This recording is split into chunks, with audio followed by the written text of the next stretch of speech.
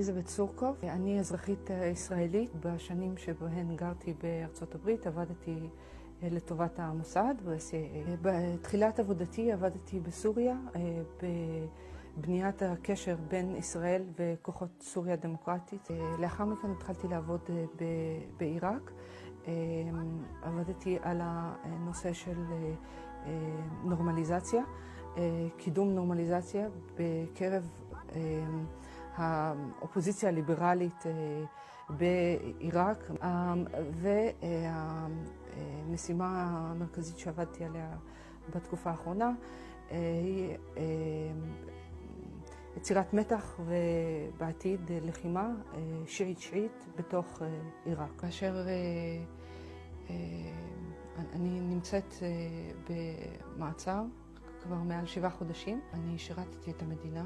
אומרים לי לא, אין שום